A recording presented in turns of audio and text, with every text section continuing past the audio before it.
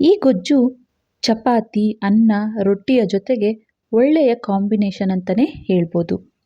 Hi hello ಎಲ್ಲರಿಗೂ ನಮಸ್ಕಾರ. ಜ್ಯೋತಿ ಪಾಕಶಾಲೆಗೆ ತಮ್ಮೆಲ್ಲರಿಗೂ ಸ್ವಾಗತ.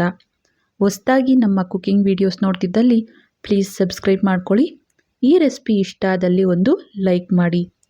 ಈ ವಿಡಿಯೋದಲ್ಲಿ ನಾನು ತೊಂಡೆಕಾಯಿ ಗೊಜ್ಜು ಅಥವಾ ಪಲ್ಯನ ತುಂಬಾ ಸರಳವಾಗಿ ರುಚಿಕರವಾಗಿ ಯಾವ ರೀತಿ ಮಾಡ್ಕೊಳ್ಬೋದು ಅಂತ ನಿಮ್ಮೊಂದಿಗೆ ಶೇರ್ ಮಾಡ್ಕೊಳ್ತಾ ಇದ್ದೇನೆ. ಸ್ವಲ್ಪ ಪದಾರ್ಥಗಳಿದ್ದರೆ ಸಾಕು, ದಿಢೀರನೆ ಈ ಪಲ್ಯ ಅಥವಾ ಗೊಜ್ಜನ್ನು ಮಾಡ್ಕೊಳ್ಬೋದು. ಬನ್ನಿ, ಈ ಸಿಂಪಲ್ ಆದಂತಹ ಟೇಸ್ಟಿಯಾದಂತಹ ತೊಂಡೆಕಾಯಿ ಪಲ್ಯ ಅಥವಾ ಗೊಜ್ಜನ್ನು ಯಾವ ರೀತಿ ಮಾಡ್ಕೊಳ್ಬೋದು ಅಂತ ತೋರಿಸ್ಕೊಡ್ತೇನೆ. ಮೊದಲಿಗೆ ನಾನಿಲ್ಲಿ ಒಂದು 1/4 kg ಹೆಚ್ಚು ಕಮ್ಮಿ ಆಗುವಷ್ಟು ತೊಂಡೆಕಾಯಿನ ನೋಡ್ಬೋದು. ಈ ರೀತಿ ಒಂದು ತೊಂಡೆಕಾಯಿನ ಒಂದು 8 ಭಾಗದಷ್ಟು ಈ ರೀತಿ ಅರ್ಧಕ್ಕೆ ಕಟ್ ಮಾಡಿ ಈ ಸೈಜ್ಗೆ ಕಟ್ ಮಾಡ್ಕೊಂಡಿದ್ದೇನೆ. ಯಾವ ರೀತಿ ಬೇಕಾದರೂ ಕಟ್ ಮಾಡ್ಕೊಳ್ಬೋದು. ನಂತರ ಗ್ಯಾಸ್ ಮೇಲೆ ಒಂದು ಬಾಣಲೆನ ಇಟ್ಟು ಗ್ಯಾಸ್ ಹಚ್ಕೊಳ್ತೇನೆ. ಈ ಬಾಣಲೆಗೆ ಸ್ವಲ್ಪ ಎಣ್ಣೆನ ಹಾಕ್ಕೊಳ್ತೇನೆ. ಎಣ್ಣೆ ಲೈಟಾಗಿ ಬಿಸಿಯಾಗಿದ್ದೇನೆ. ಸ್ವಲ್ಪ ಸಾಸಿವೆ, ಅನಂತರ ಸ್ವಲ್ಪ ಜೀರಿಗೆನ ಸೇರಿಸ್ಕೊಳ್ತೇನೆ. ಈ ಜೀರಿಗೆ ಸಾಸಿವೆ ಚಿಟಪಟ ಅಂದ ನಂತರ ಒಂದು 8 ಕಾಯಿ ಆಗುವಷ್ಟು ಹಸಿಮೆಣಸಿನ್ಕಾಯಿನ ಈ ರೀತಿ ಕಟ್ ಮಾಡಿ ಇದಕ್ಕೆ ಸೇರಿಸ್ಕೊಳ್ತೇನೆ. ನಂತರ 2 ಮೀಡಿಯಂ ಗಾತ್ರದ ಈರುಳ್ಳಿನ ಸಣ್ಣದಾಗಿ ಕಟ್ ಮಾಡಿರೋದನ್ನು ಸೇರಿಸ್ಕೊಳ್ತಾ ಇದ್ದೇನೆ. ಹಾಗೆಯೇ ಇದಕ್ಕೆ ಸ್ವಲ್ಪ ಕರಿಬೇವನ್ನು ಹಾಕ್ಕೊಳ್ತೇನೆ. ಈಗ ಚೆನ್ನಾಗಿ ಮಿಕ್ಸ್ ಮಾಡ್ತಾ ಈರುಳ್ಳಿ ಚೆನ್ನಾಗಿ ಸಾಫ್ಟಾಗಿ ಬೇಯೋವರೆಗೂ ಇದನ್ನು ಬೇಯಿಸ್ಕೋಬೇಕಾಗುತ್ತೆ. ನೋಡಿ, ಈರುಳ್ಳಿ ಚೆನ್ನಾಗಿ ಬೇಯ್ತಿದ್ದಾವೆ. ಈ ರೀತಿ ಒಂದು ಅರ್ಧದಷ್ಟು ಈರುಳ್ಳಿ ಬೆಂದ ನಂತರ ಈಗ ಇದಕ್ಕೆ ಕಟ್ ಮಾಡಿಟ್ಟಂತಹ ತೊಂಡೆಕಾಯಿನ ಸೇರಿಸ್ಕೊಳ್ತೇನೆ. ಈ ತೊಂಡೆಕಾಯಿನೂ ಸೇರಿಸಿ ಮತ್ತೊಮ್ಮೆ ಚೆನ್ನಾಗಿ ಮಿಕ್ಸ್ ಮಾಡಿ ಈಗ ಲಿಡ್ ಅಥವಾ ಪ್ಲೇಟನ್ನು ಮುಚ್ಚಿ ಲೋ ಟು ಮೀಡಿಯಂ ಫ್ಲೇಮಲ್ಲಿ ಇದನ್ನು ಒಂದು 2 ನಿಮಿಷಗಳ ಕಾಲ ಫ್ರೈ ಮಾಡ್ಕೋಬೇಕಾಗುತ್ತೆ.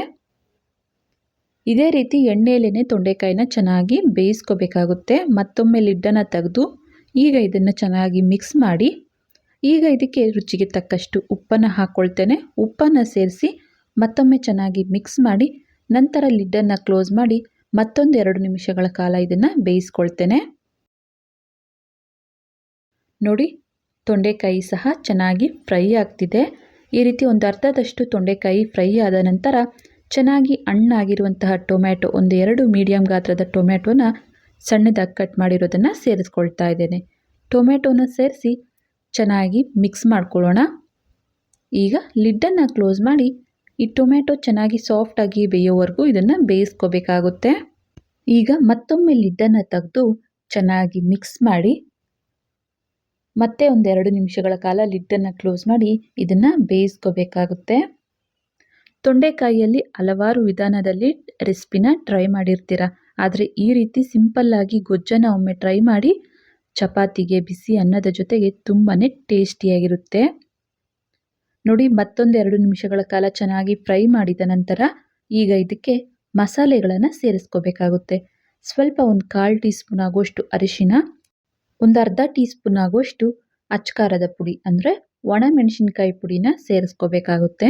ಇವೆರಡನ್ನು ಸೇರಿಸಿ ಚೆನ್ನಾಗಿ ಮಿಕ್ಸ್ ಮಾಡಿ ಗ್ಯಾಸನ್ನು ಲೋ ಫ್ಲೇಮಲ್ಲಿಟ್ಟೆ ಇವನ್ನು ಚೆನ್ನಾಗಿ ಮತ್ತೊಮ್ಮೆ ಲಿಡ್ಡನ್ನು ಕ್ಲೋಸ್ ಮಾಡಿ ಒಂದು 2 ನಿಮಿಷಗಳ ಕಾಲ ಇದನ್ನು ಬೇಯಿಸ್ಕೋಬೇಕಾಗುತ್ತೆ. ಇನ್ನು ಯಾರೆಲ್ಲ ಸಬ್ಸ್ಕ್ರೈಬ್ ಮಾಡ್ಕೊಳ್ತೆ ವಿಡಿಯೋ ನೋಡ್ತಿದ್ದಲ್ಲಿ ಪ್ಲೀಸ್ ಸಬ್ಸ್ಕ್ರೈಬ್ ಮಾಡ್ಕೊಳ್ಳಿ. ಬೆಲ್ ಐಕನ್ ಮೇಲೆ ಕ್ಲಿಕ್ ಮಾಡಿ ಆಲ್ ಅನ್ನೋ ಆಪ್ಷನ್ನ ಆನ್ ಮಾಡ್ಕೊಳ್ಳಿ. ನಾನು ಯಾವುದೇ ಹೊಸ ವಿಡಿಯೋ ಅಪ್ಲೋಡ್ ಮಾಡಿದ್ರೂ ನಿಮಗೆ ನೋಟಿಫಿಕೇಷನ್ ಬರುತ್ತೆ. ಲೋ ಫ್ಲೇಮಲ್ಲೇ ಒಂದು 2 ನಿಮಿಷಗಳ ಕಾಲ ಇದನ್ನೆಲ್ಲವನ್ನು ಚೆನ್ನಾಗಿ ಬೇಯಿಸ್ಕೊಂಡಿದ್ದಾಯಿತು. ಈಗ ಇದಕ್ಕೆ ಕೊನೆಯದಾಗಿ ಒಂದು ಅರ್ಧ ಟೀ ಸ್ಪೂನ್ ಆಗುವಷ್ಟು ಧನಿಯಾ ಪುಡಿನ ಹಾಕ್ಕೊಳ್ತಾ ಇದ್ದೇನೆ. ಹಾಗೆಯೇ ಸಣ್ಣದಾಗಿ ಕಟ್ ಮಾಡಿರುವಂತಹ ಸ್ವಲ್ಪ ಕೊತ್ತಂಬರಿ ಸೊಪ್ಪನ್ನು ಸೇರಿಸ್ಕೊಳ್ತೇನೆ.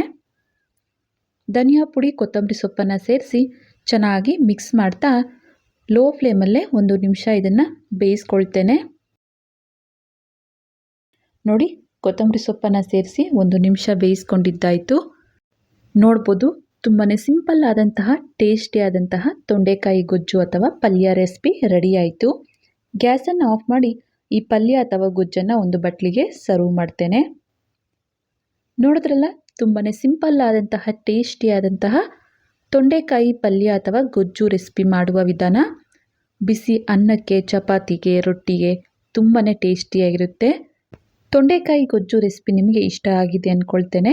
ಇಷ್ಟ ಆದಲ್ಲಿ ಈ ವಿಡಿಯೋಗೊಂದು ಲೈಕ್ ಮಾಡಿ, ಕಮೆಂಟ್ ಮಾಡಿ, ಶೇರ್ ಮಾಡಿ. ಇನ್ನು ಯಾರೆಲ್ಲ ಸಬ್ಸ್ಕ್ರೈಬ್ ಮಾಡ್ಕೊಳ್ದೆ ವಿಡಿಯೋ ನೋಡ್ತಿದ್ದಲ್ಲಿ ಪ್ಲೀಸ್ ಸಬ್ಸ್ಕ್ರೈಬ್ ಮಾಡ್ಕೊಳ್ಳಿ. ಧನ್ಯವಾದಗಳು.